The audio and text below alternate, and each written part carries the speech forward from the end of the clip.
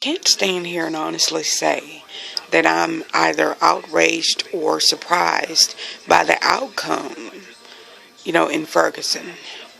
Now, one thing I want people to realize is that individuals these days no longer have respect for authority as they previously had. Now, we're enraged, we're angry, we're pissed, we're disturbed that another African American young man is dead. But you must not ignore the fact and ask yourself what occurred in order for this situation to escalate to what it escalated to. Did this man follow directions? Did he do as instructed?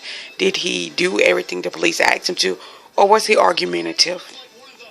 Was he aggressive? Was he threatening? One thing that I know, having police as friends, is that they're taught to be able to go home by any means necessary to their families. They also have protocol, true enough. They have rules they have to follow and regulations. But the things that are being showed and flaunted on the media in order to entice and encourage our anger and aggravation is just that. They want to see the uproar because guess what?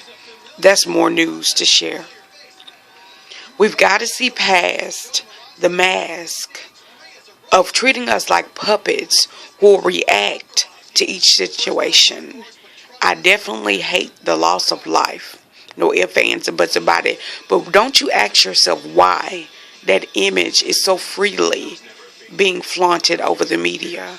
Why they're showing this young man's blood streaming down the street, down the sidewalk? Why are they showing police standing there looking at this deceased young man's body?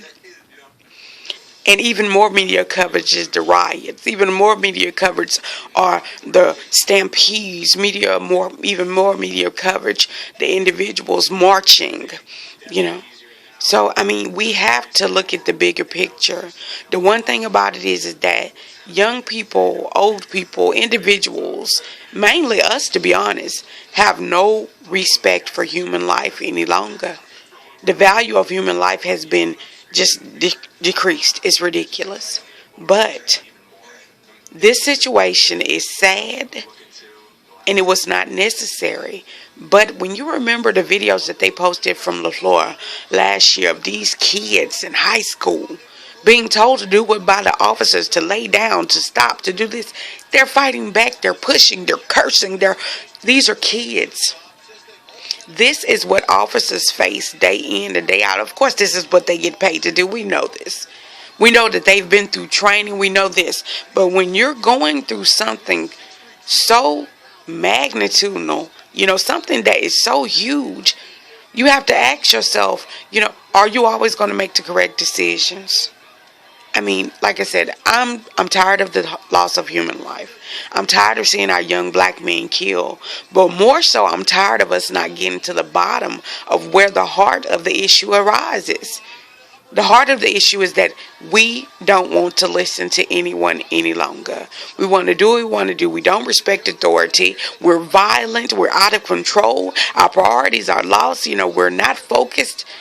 We just have work to do. So before you get to ranting and raving and things of that nature about another life lost, we need to try to focus and find out the specifics. There's no justification for man taking another man's life. There's no justification. But you have to ask yourself, what could have happened in order to prevent this? That's the main thing for me. What could have happened in order to prevent this, to stop it from being escalated?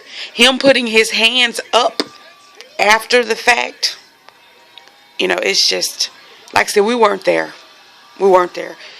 So speaking on it, we cannot. We can only go by what's being told to us, what the media is saying.